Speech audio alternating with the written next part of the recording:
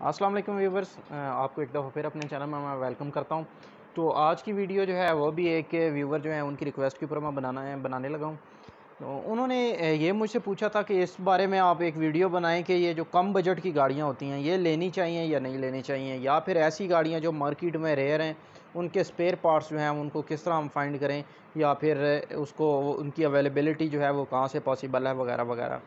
तो एक चीज़ तो मैं आपको बताता चलूँ कि ये जो कम मार्केट की गाड़ियाँ होती हैं ना, लाइक आपके पास है डाइवो है, वो कम मार्केट की है। डाइवो की एक्सल जो है वो डाइवो रेसर है, ये वाली कम मार्केट वाली होगी। उसके बाद सेंट्रो, हुंडई की सेंट्रो है, उसको तो खैर बड़ा आजकल लोगों ने आसमानों पे पहुंचाया हुआ है। हुंडई की सेंट्रो में मैं तो खैर देखता रहता हूँ OLX और पाक व्हील पे 7-7 8-8 लोगों ने वो जो है लगाई हुई हैं सेंट्रो वगैरह की, रेट लगाए हुए हैं। तो खैर उसको, लेकिन मैं उसको कम मार्केट वाली गाड़ियों में शामिल करूँगा।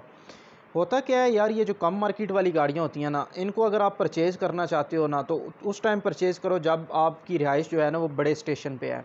बड़े स्टेशन पे, लाइक आप रावलपिंडी में रह रहे हो, आप पेशावर में रह रहे हो, या फिर आप रह रहे हो लाहौर में या कराची में, इस तरह के बड़े बड़े स्टेशन में आप रह रहे हो ना, तो फिर आप ये गाड़ियाँ बिल्कुल आराम से परचेज़ कर लो, आपको कोई दिक्कत नहीं है। उसकी जो है वो दो फ़ायदे होंगे आपको। सबसे पहला फ़ायदा कि ये आपकी मज़बूत गाड़ियाँ हैं। इसी ये देखें, आपने डाइवो रेसर को आपने चेक किया या नहीं, अच्छी खासी मज़बूत जो है वो गाड़ी है। मज़बूत गाड़ी हैं आपकी। आप जब रोड पे चलते हैं तो टचिंग वगैरह जो आपकी, मतलब बाइक वाला ठोक गया, रिक्शे वाला ठोक गया, तो उसमें ना आपको एक तो ये होता है कि आपने ली हुई सस्ती है, 2 लाख 3 लाख की गाड़ी ली हुई है, तो आपके इतने दिल पे बोझ नहीं बनता। जैसे कि अब आप एक्सएल या होंडा सिविक जो है वो नई निकाल के बाहर रोड पे लेके जाएं, और साथ ही जनाब आपके रिक्शे वाला गुजरे और वो टक्कर मार दे, और बाद में वो कहे मैं तो गरीब आदमी हूँ जी, मैं तो गरीब आदमी, 2-4 बंदे वो भी आपको कहें ये जी दिहाड़ीदार बंदा है, इससे आपने क्या लेना है, इसको छोड़ें, और आपको फिर वो अपने जेब से उसको ठीक करवाना पड़े, आप उसके ऊपर 50,000 लाख रुपया ख़र्चा जो है वो करें, तो वो आपको बड़ी तकलीफ़ देता है। तो इस हिसाब से एक तो आपको बड़े शहरों में इसका बेनिफिट होता है कि आप जब रश वगैरह में होते हैं, अगर कोई थोड़ी ठोकर ठाकर लग भी जाए तो ये इतना कोई इशू नहीं होता। दूसरी चीज़ ये है कि बड़े शहरों में आपको पता है चोरी का बड़ा मसला होता है। आप गाड़ी पार्क करके जाते हैं, वापस आते हैं, अल्लाह माफ़ करे वो आपको वहाँ से मिलती ही नहीं है। तो इस तरह के जो हैं वाक़यात जो हैं वो अक्सर होते रहते हैं। इनफैक्ट एक बार मेरे साथ भी हुआ था, लेकिन अल्लाह ने किया था, रिकवरी हो गई थी, बचत हो गई थी। तो एक तो वो वाली जो चीज़ है आउट ऑफ मार्केट गाड़ी की आपको बेनिफिट दे जाती है कि उसने चोरी वगैरह नहीं होना होता। वो वैसे ही 2 लाख 2.5 लाख की गाड़ी है, उसको चोर ले जाके क्या करेगा, तो तोल के बेचेगा। तो एक तो वो आपको बेनिफिट हो जाता है बड़े शहर में। तीसरा बेनिफिट आपको ये होता है कि बड़े शहरों में इनके स्पेयर पार्ट्स की जो है ना अवेलेबिलिटी है। अगर आपकी गाड़ी कहीं पे ख़राब हो जाती है ना, तो आपको दूसरे शहर में ले जाने की ज़रूरत नहीं। आप अपने मैकेनिक के पास लेके जाओगे तो वो आपको बता देगा, या आपको वैसे ही पता होता है कि फ़लाँ शॉप जो है ना वहाँ से निसान सन्नी का सामान मिल जाता है, वहाँ से जनाब हुंडई एक्सल का सामान मिल जाता है। तो आप अपनी बाइक पे या रिक्शे पे चले जाते हो, वहाँ से उसका पार्ट ला के इसमें डाल देते हो। तो ये 3 जो है बेनिफिट, ये सिर्फ बड़े शहर वालों के लिए। जब आप रहते हैं ना छोटे स्टेशन में, लाइक आप हो खुशाब सिटी में हो, आप चिन्योट सिटी में हो, आप लालिया में हो, या फिर आप शेखुपुरा में हो, ऐसी जगह पे हो ना आप, तो आपको वहाँ पे इसका पार्ट वगैरह नहीं मिलता। तो फिर आपको बड़ी दिक्कत बनती है। आप अपनी गाड़ी वहाँ पे खड़ी कर देते हो, फिर आप दूसरे शहर में जाते हो, या आप कबाड़िए से रब्ता करते हो। ये जो ऑनलाइन वाले होते हैं वो क्या होता है, वो जनाब ऐसे ही लड़के बैठे हैं फेसबुक के ऊपर, आप पोस्ट लगाते हो जी मुझे जी हुंडई का डिस्ट्रीब्यूटर कब चाहिए, उन्होंने कहना है मिल जाएगा। मिल जाएगा किधर से मिलेगा, उनके पास कहाँ से आया। फिर वो किसी कबाड़िए को फ़ोन करेंगे, उसके पास कोई थका हुआ पड़ा होगा, उससे उसे पूछेंगे कितने का है, वो कहेगा 150 का है, ये आपको बताएगा ये जी आपको 1800 का मिलेगा। 1800 का मिलेगा और आपका 500 रुपये डिलीवरी चार्जेस लगेगा। आपकी मजबूरी है, आपको मंगाना पड़ता है।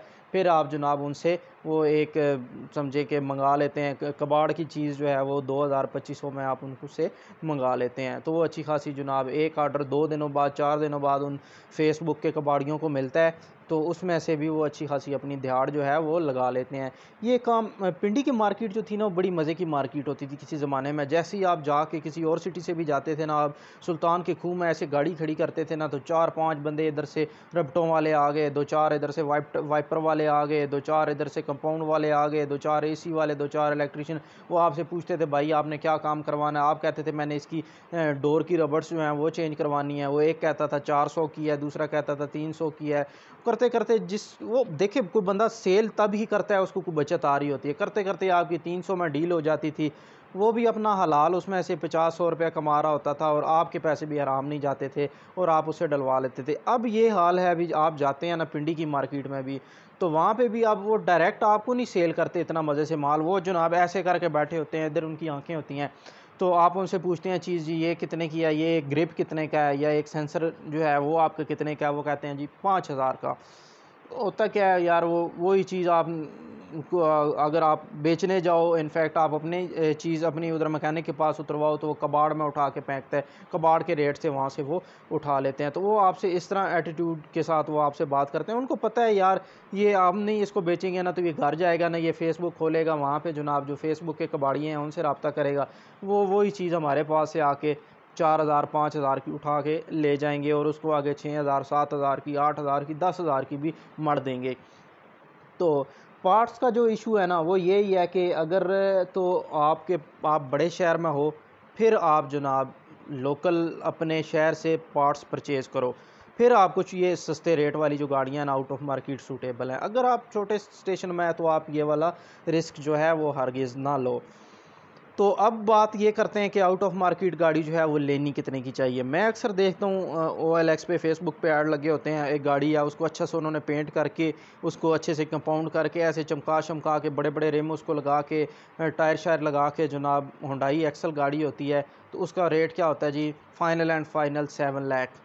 तो इस वाला जो काम है ना, मैं सुजेस्ट करूँगा, अल्लाह करे उन भाई की 7 लाख से ज़्यादा 8 लाख की बेच जाए, लेकिन मैं ये सुजेस्ट करूँगा कि ये वाला काम आपने नहीं करना, ये नहीं परचेज़ करनी। क्यों नहीं परचेज़ करनी कि चलें ठीक है जी, ये तो मामला जो है वो है ही है, आपका इस चीज़ों का मतलब आपने ऊपर ख़र्चा किया हुआ है वो सब कुछ है, लेकिन ये गाड़ी जो है ना वो आपको बाद में पार्ट्स वाला और रीसेल वाला मसला जो है आपके साथ पड़ना ही पड़ना है। रीसेल तो आपको पता है आजकल वैसे ही गाड़ियों की ना बहुत डाउन है, रेट वैसे ही हैं फेसबुक पे, हर बंदा मतलब एक्सएलआई जिसने 12 लाख की ली हुई थी वो आप 22 लाख 23 लाख रुपया मांग रहा है, ये सब कुछ है, लेकिन ये बिकती शिकती कोई नहीं है। ये मैंने आजमा के देखा है, शाज़ और नाज़र कोई बंदा जो है वो ले रहा हो। फेसबुक पे आप एक पोस्ट करोगे ना उसके ऊपर 30 कमेंट आएंगे ना, तो उस 30 कमेंट में शायद ही एक बंदा ऐसा हो जो कि इंटरेस्टेड हो गाड़ी लेने में, बाकी 29 जो है ना वो आपको टांट करने वाले ही होंगे जब आप ऐसे रेट लगाएंगे। तो अगर आपने 12 लाख की नई निकलवाई थी उस टाइम गाड़ी, या 18 लाख की नई निकलवाई थी, और अब 6 साल 5 साल चला के ना आप 15 लाख की बेच दोगे ना, तो यकीन करें आपकी पोस्ट लगाने की देर है और दस्ती आपको जनाब पड़ेगा कस्टमर और आपसे गाड़ी जो है वो परचेज़ कर लेगा। ये थोड़ा सा ना रेट्स के मामले में ये मैटर है कि आपको गाड़ी जो है अगर आप आउट ऑफ मार्केट परचेज़ करना चाहते हैं तो ये ही आप माइंड रखें कि आपने 3 लाख से नीचे नीचे की परचेज़ करनी है। उसमें क्या होगा कि अगर कल कलारा आपकी गाड़ी स्टॉप हो जाती है ना, नहीं भी बिकती ना, बिल्कुल आपकी गाड़ी फ्रीज़ होगी, आपको कोई कस्टमर नहीं पड़ रहा, तो एटलीस्ट आप तोल के भी बेचेंगे ना तो कोई आधे के पैसे तो आपके उसमें से रिकवर हो जाएंगे। तो उम्मीद है आज की वीडियो आपको पसंद आई होगी। कैसी लगी वीडियो ये कमेंट सेक्शन में ज़रूर बताना है, और चैनल को अभी तक सब्सक्राइब नहीं किया तो चैनल को ज़रूर सब्सक्राइब करें और साथ मौजूद बेल का बटन ज़रूर प्रेस करें। अगली वीडियो तक इजाज़त दें, अल्लाह हाफ़िज़।